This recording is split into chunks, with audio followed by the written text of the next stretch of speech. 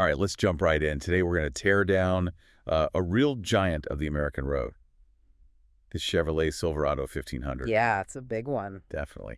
And our mission here is, to get past the headlines, past the sales charts, and really understand why this truck is such a dominant force. We're digging into the sources you sent over. Sounds good. And when I say dominant, I mean, wow. Second best-selling vehicle overall in the U.S. for 2024. We're talking 542,517 of these things sold. That's a huge number. It really is. And it kind of feeds into GM's overall success too, right? They had a 4.3% sales jump in the U.S., hitting their best number since 2019, like 2.7 million vehicles total. Yep, that's massive market share, about 1 in 10 vehicles sold. Exactly. So for you listening, trying to figure out this, crowded truck market, Yeah. what does that sheer dominance actually mean? What's the story behind the numbers? Well, I think what's really fascinating here is the Silverado's appeal isn't just about hitting a sales target. It's more about how GM has, very deliberately engineered it to hit this incredibly broad target audience. Broad how? Like, from the person needing just a basic, no-frills work truck, throw stuff in the back, get it done, all the way up to someone wanting serious off-road shops for weekend adventures, or even someone looking for basically a luxury SUV with a bed. Okay. The Silverado seems to have a flavor for almost everyone, and that ability to be so many different things to so many different buyers, that's really core to its success, I think. That makes sense. Covering all the bases, but, trying to be everything. Doesn't that risk making it kind of bland or confusing for buyers? Is that breadth, its strength, or maybe a weakness? That's a fair question. I think GM handles it pretty well by using really distinct trim levels. Work truck, LT, high country, ZR2, they clearly segment the market. So you know what you're getting. Exactly. They don't try to make the base model feel luxurious. They build a ladder. Yeah. And speaking of those higher trims, you asked about tech. That's where it gets interesting. Yeah, because my first thought isn't exactly cutting-edge tech when I picture a pickup. So what are we really talking about here? You might be surprised. The 2025 Silverado 1500, especially as you climb that trim ladder, it's pretty loaded. We're talking an available 13.4-inch touchscreen. Whoa, 13.4 inches. That's huge. It is. And it's not just big. It's got high-resolution graphics. It's really quick to respond. It's a massive step up from, say, the systems just a few years ago. It really changes the whole feel of the cabin. Okay, so it's like they're bringing that high-end SUV tech into the truck world. What about, everyday convenience stuff? Making life easier behind the wheel. Absolutely. Think about voice commands. On the LT trim and higher, you can get a Google-based voice recognition system. Okay. So you can just tell it to change the radio station or adjust the heat, without taking your hands off the wheel. And then wireless Apple CarPlay and Android Auto are standard. Wireless is key. No messing with cables. Right. And they even thought about where you put your phone. There's dedicated storage, and some models have wireless charging right there. So yeah, less clutter. That all sounds really practical, actually. Especially if you basically live in your truck for work. But what about the big stuff? Safety tech, driver assist. In a vehicle this size, that feels super important. You're absolutely right. Safety's paramount. They offer available exterior cameras, which makes parking something this big way less stressful. I can imagine. And there's rear cross-traffic warning, but instead of just beeping, it vibrates the seat bottom. It's kind of GM's signature thing, and it definitely gets your attention. Oh, interesting. Seat vibration. Yeah. Adaptive cruise control is available too, and generally works well. Though the sources did mention one weird instance where it kind of lurched unexpectedly during testing, so something to maybe watch for. Okay, good to know. But then, for the top-end high country trim, you can get GM Super Cruise. That's their hands-free driving system. Hands-free on a Silverado. Wow. Is that really ready for prime time on something this big? Or just for perfect highways? Well, it's designed for compatible highways, and GM has mapped something like over 400,000 miles of roads in North America now. So for those long hauls, yeah, the truck can genuinely steer, brake, and accelerate itself. That could be a game changer for long drives. Less fatigue. Exactly. It's taking luxury car tech and putting it in a workhorse. And I think that's what's fascinating, right? How GM is balancing this really cutting-edge tech with the core stuff a truck buyer still needs. It's not just tech for tech's sake. It seems pretty well integrated. Yeah, a smart workhorse, like you said. And that experience, it starts inside, right? Yeah. So with all this new tech, has the cabin itself kept up? Does it feel, modern? Or is it still mostly just durable plastics? What's it like spending hours in there? It's a good point. The interior has seen pretty major upgrades compared to, say, the 2019 to 2021 models. It definitely feels more modern now. All right. You get different vibes depending on the trim, obviously. Sporty touches in the ZR2, and the High Country uses a genuinely nice upscale materials. Makes a difference. And usability. Mm. Big buttons for work gloves. Mostly, yeah. The main controls are pretty straightforward. Large, clear buttons, and that touchscreen is responsive. Space-wise, the crew cab is huge, especially rear legroom. It's massive back there. Good for passengers, then. Definitely. And getting in and out is okay despite the ride height, thanks to big doors and decent seat positioning. All right, so it looks better, it's spacious, Mm-hmm. but is it actually comfortable for a long road trip or a full workday?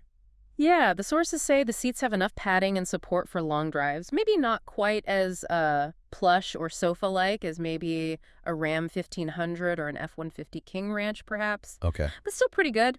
The climate control works well, heats and cools quickly, though some of the smaller buttons for it can be a little fiddly, especially with gloves on. Ah, yeah, the glove test. Yeah. Important for a truck. Totally.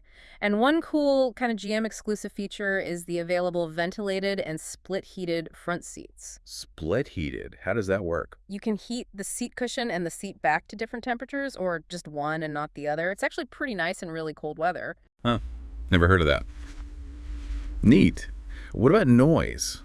Is it quiet inside? Generally, yeah. The engine noise is pretty muted unless you really stomp on the gas. So overall, the cabin feels, comfortable, modern enough, and definitely practical for long hours. Okay, so it seems like the Silverado is checking the boxes for tech and comfort. Hmm. But let's be real, a truck's got to have muscle, right? Beyond the screens and seats, how does it actually perform? What's the grunt like? Exactly. That's a core, isn't it? Performance-wise, there's a range of engines. The sources tested a High Country crew cab with the 5.3-liter V8 and four-wheel drive. The common one, yeah. Right. And it did 0 to 60 in about 7 seconds, which is, pretty solid for a big truck like this. Plenty for merging or just daily driving. 7 seconds is respectable. Definitely feels quick enough. How does it handle just, driving around town or on the highway? Does it feel planted or kind of boat-like? The transmission's generally smooth, makes good use of the engine's torque down low so it feels responsive. On the highway, it tracks nice and straight, pretty relaxing to drive. The steering is maybe a little on the light side. Okay. Handling secure, doesn't lean too much in corners, which is good.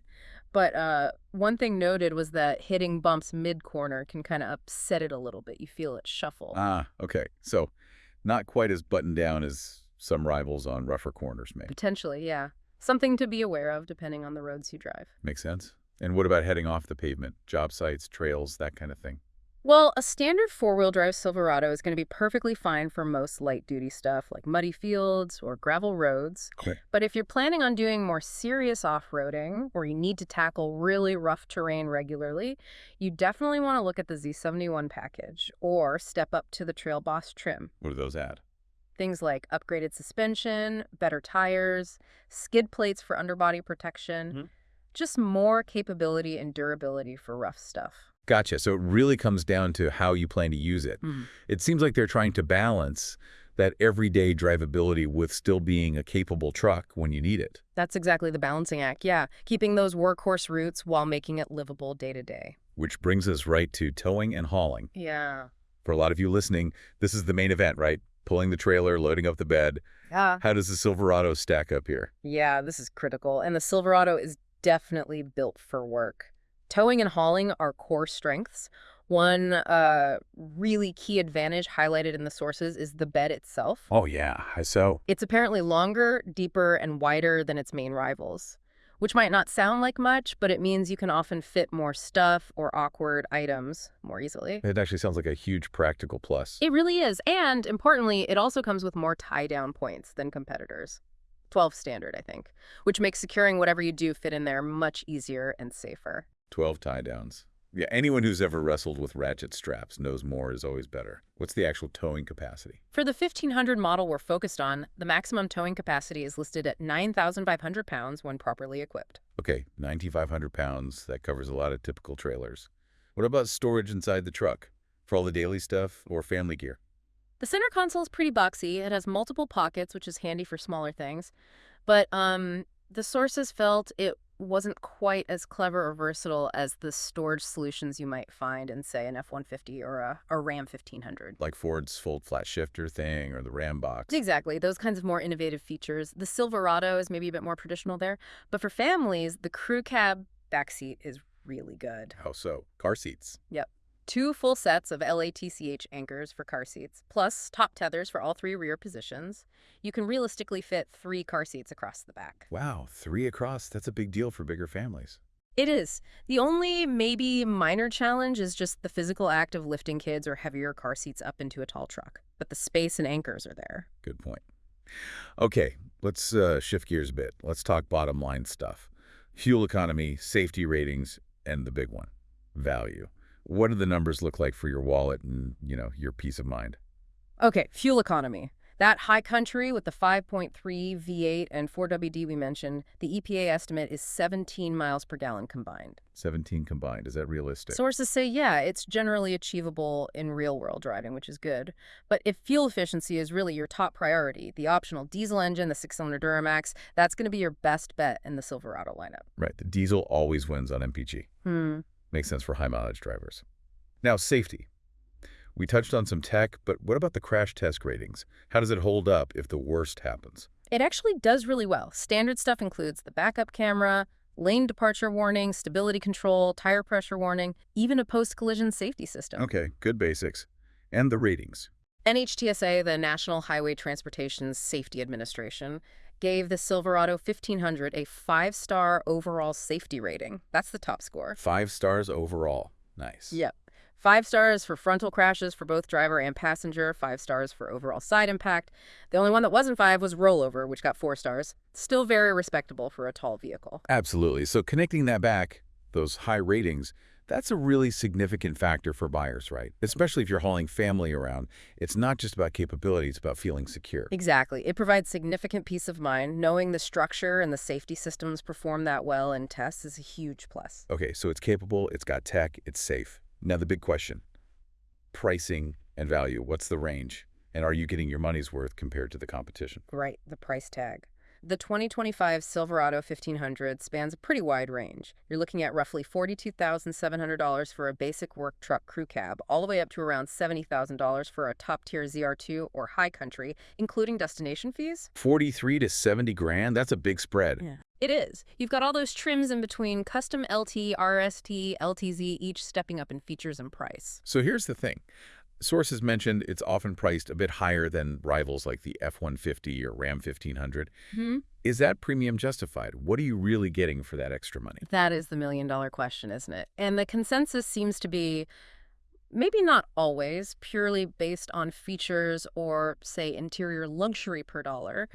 Our sources noted that while it's improved, some of the interior plastics and switchgear, while sturdy, can still look and feel a bit less premium than what you might find in competitors at similar price points. Kind of a holdover feel from the previous generation in some spots. So sturdy, but maybe not as stylish or refined inside. That seems to be the takeaway for some reviewers, yeah. Warranty-wise, it's pretty average for the class. Chevy does throw in the first scheduled maintenance visit for free, which is a small but nice practical perk. A free oil change, basically. Pretty much. So you're paying for that strong capability, the updated tech, the good safety scores, and maybe that Chevy Trek reputation, but maybe not class-leading interior refinement across the board. So its market position relies heavily on that brand loyalty and its proven track record, even if competitors might edge it out on, say, interior feel. I think that's a fair summary. It sells incredibly well because it's a Silverado.